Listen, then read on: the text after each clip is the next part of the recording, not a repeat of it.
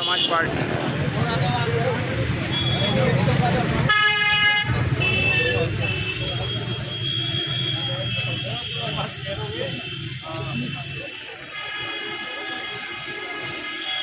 Bahujan Samaj party जिंदाबाद। Bahujan Samaj party जिंदाबाद। बहन कुमारी मायावती जी जिंदाबाद। बहन कुमारी मायावती जी जिंदाबाद। मान्यवर काशीराम साहब अमर रहे। मान्यवर काशीराम साहब अमर रहे।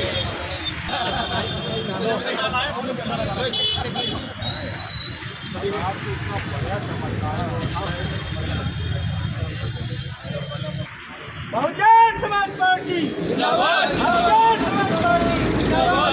मान्यवर काशीराम साहब अमर रहे। मान्यवर काशीराम साहब अमर रहे। बहन कुमारी मायावती जी जिंदाबाद। बहन कुमारी मायावती जी जिंदाबाद। डॉक्टर बी आर अम्बेडकर साहब अमर रहे। डॉक्टर बी आर अम्बेडकर साहब बाबा साहब डॉक्टर भीमराव अम्बेडकर के चरणों में अपने श्रद्धा के समर्पित बहुजन नायक मानव श्री काशीराम साहब के श्रद्धा को करते हुए इस सूबे की 4 बार मुख्यमंत्री परम आदरणीय भीम कुमार नायक जी के आदर्श हमारे साथियों, आज माननीय भीम कुमार नायक जी के आदेश अनुसार पूरे उत्तर प्रदेश में मीटिंगों का दौर चल रहा है।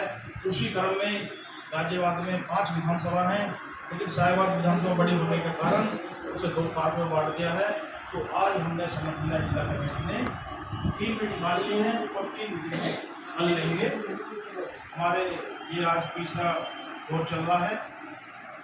22 तारीख में हमको जो है मेरठ बुलाया गया। मेरठ बुलाकर जिला कमेटी का जो है गठन किया गया, क्योंकि जो जिले के लोग काम नहीं कर रहे थे तो बहन जी का यह आदेश है कि उनको बदल दिया जाए। तो उसी क्रम में जो हमारे युवा साथी, आपने देखा भी होगा कि कोषाध्यक्ष हमारे जिले के कभी मीटिंग में नहीं आते। नीरज पंडित जी को कोषाध्यक्ष बनाया गया है। युवा हैं उनको जो है सचिव बनाया गया है जिले में। इसी तरह से मनोहर भाई पुराने साथी हैं, कैडर की जानकारी है तो मनोहर भाई को बाध्य लगाया गया है। सभी टीम अच्छी है और पूरे जिले में जाकर काम कर रही है।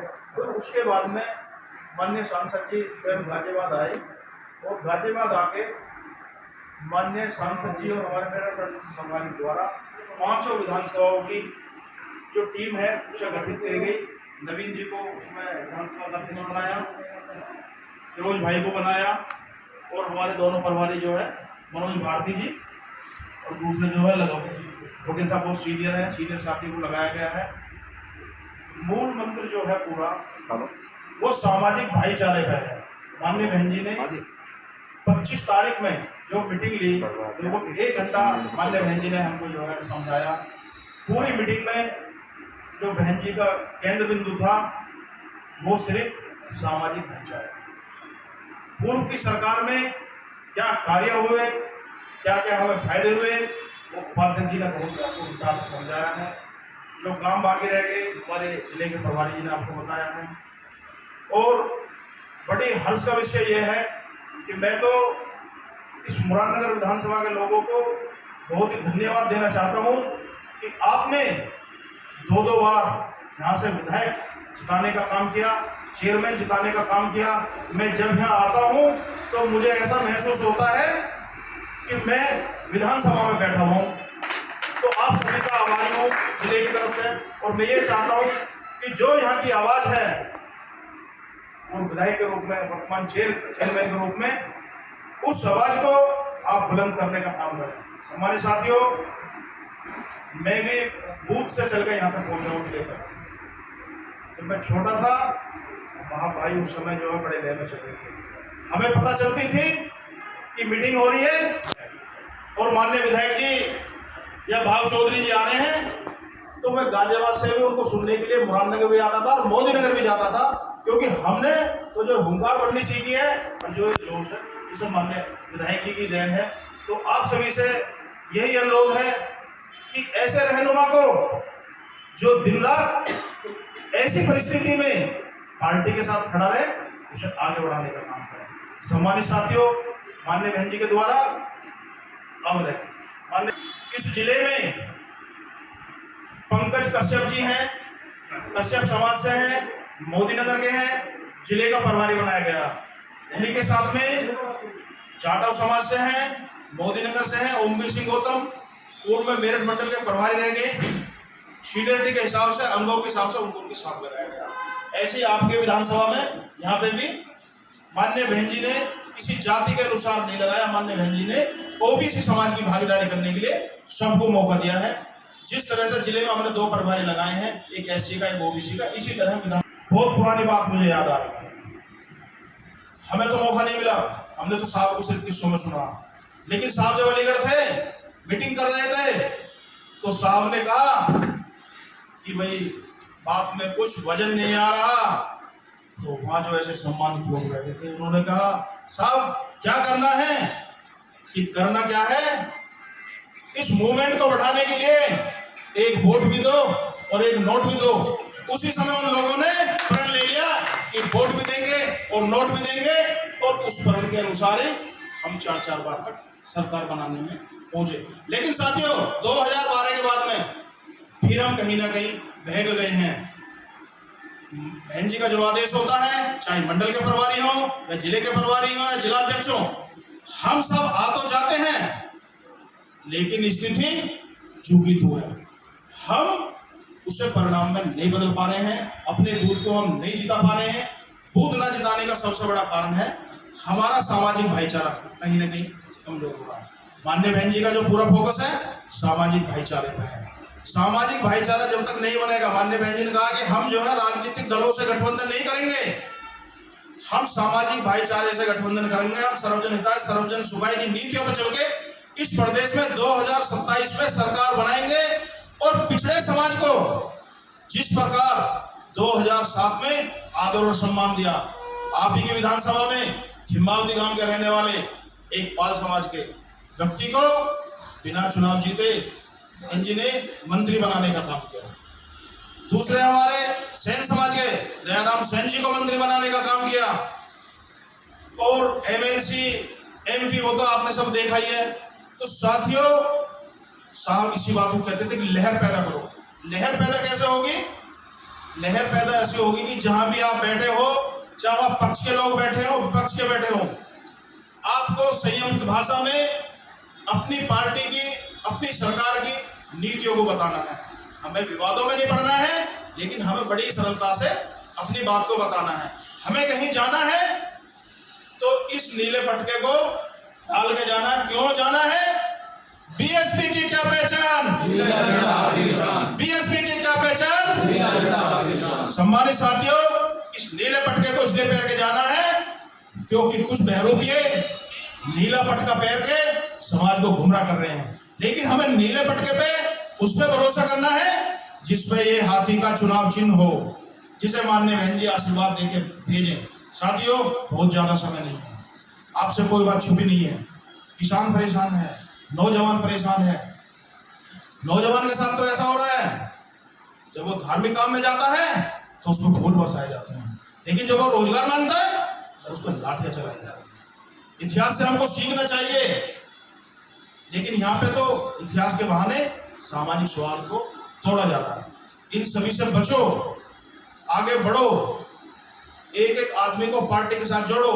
आपके पास में जो भी हमारे सेक्टर के कार्यकर्ता, इतनी सारी नीति और रीति और बहन जी के काम हैं जिन्हें आप बता के ओबीसी समाज के साथ, मुस्लिम समाज के साथ, अपर कास्ट के साथ दोबारा से भाईचारा बनाते। आज सब परेशान हैं। हमने बात करनी बंद कर दी है, हमने इसे पटके को डाल के जाना बंद कर दिया, तो लोगों को ये लगता है कि शायद बसपा घर में बैठी है, मीटिंग नहीं हो रही है। लेकिन मैं सभी साथियों से कहता हूँ, मान लो दीपक जी दुहाई में रहते हैं, सोनी जी बंदीपुर में रहते हैं, हमारे सचिन खारी जी हैं या फिरन सिंह जी हैं, ओमवीर जी हैं, सबको मीटिंग की पहले ही पता चल जाती है कि फलानी तारीख में विधानसभा की मीटिंग है। हम जिस मोहल्ले में रहते हैं, हमें चौधरी साहब मिल रहे, चौधरी साहब नमस्ते, फलाने तारीख को फलाने समय माननीय विधायक जी के कार्यालय पे बहुजन समाज पार्टी की विशाल जनसभा है, आप आइए। हम आपको पहले की तरह जाट समाज से विधायक बनाएंगे, हम आपको पहले की तरह गुर्जर समाज से विधायक बनाएंगे, हम सैन समाज की तरह आपको मंत्री बनाएंगे। ये काम एक आदमी का नहीं है, ये सबको करना पड़ेगा, विधानसभा अध्यक्ष को करना पड़ेगा। आज जो इस कमेटी में सभी साथियों को साथ लिया, यदि विधानसभा का अध्यक्ष जाटव समाज का होगा तो उसका उपाध्यक्ष मुस्लिम समाज का होगा, उसका महासचिव जो होगा वो जो है ओबीसी का होगा, सचिव जाटव का होगा और उसका जो खजांची कोषाध्यक्ष होगा तो अपर कास्ट होगा। हमारे पास में सामाजिक भाईचारे के कहीं कभी नहीं है, लेकिन हम क्या करते हैं कि हमें पता चल गई कि माननीय विधायक जी की मीटिंग है, तो मैं ये नहीं कह रहा कि आप भी चलो। बेशक वो लोग ना आए, कोई फर्क नहीं है, लेकिन उन्हें ये तो पता चल रही है कि बहुजन समाज पार्टी की आज मीटिंग है। कहाँ है मीटिंग? भाव चौधरी जी के यहाँ। अरे भाव चौधरी जी तो हमारे वर्तमान में चीज हैं, पहले विधायक जी भैया बसपा वाले लग रहे हैं। तो इसी तरह इस लहर को पैदा करो, सामाजिक भाईचारे को बनाओ। सेक्टर कमेटी में 2 पद हैं, सेक्टर का अध्यक्ष, सेक्टर का महासचिव। उसके नीचे उस सेक्टर में जितने बूथ हैं उसमें हमें सचिव बनाने हैं। बहुत ही आसान काम है। फिर बोल रहा है तो मान्य बहन जी बोल रही है, और तो कोई बोल ही नहीं रहा।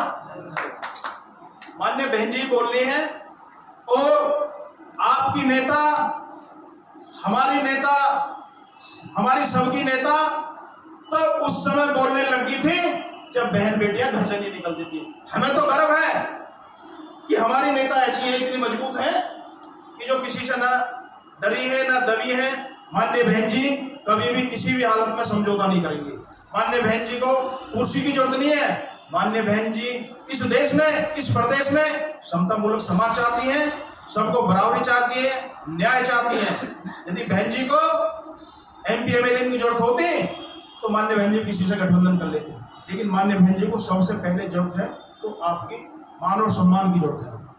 बहुत सारे लोग देखोगे आपने एक सीट के लिए रोकते फिर, लेकिन माननीय बहन जी ने कहा जब सहारनपुर में कांड हुआ कि यदि इस सदन में मैं अपने समाज की बात नहीं रख सकती तो मुझे ऐसे सदन में रहने का कोई अधिकार नहीं है।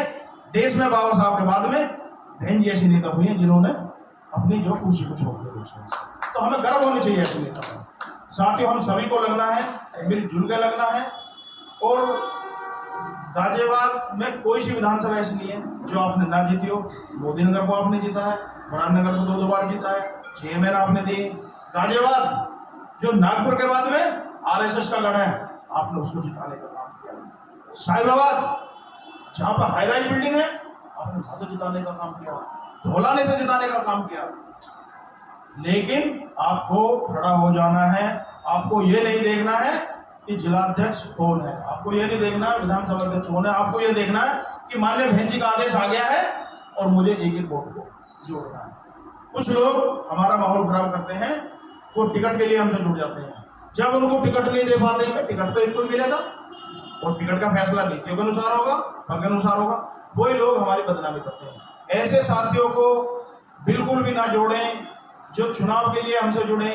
हमें ऐसे लोगों को जोड़ना है जो मिशन और मूवमेंट को बचाने के लिए बहुजन समाज पार्टी के लिए 24 घंटा है। तो मैं ज्यादा ना कहते हुए, समय का अभाव है, आप भी लंबे समय से बैठे हुए, मैं अपनी वाणी को विराम देता हूँ। जय भीम, जय भारत, खुदा।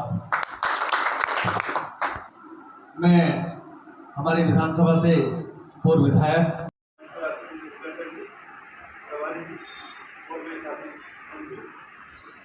जो मनोहर भाई ने बताया, आप लोगों ने समझा, हमने देखा भी ये इन्होंने हवा पे मुस्लिम बड़ी जो लोग जिन्होंने सरकार बनाई है तो लोगों ने महसूस भी किया। और एक छोटी बात मैं बताना चाहता हूँ, जब बहन की सरकार थी तो बहन की को मालूम था कि जो मेरा बहुजन समाज है, गरीब समाज है, तो शिक्षा से ही मजबूत होता है और पढ़ने के लिए पैसे नहीं है।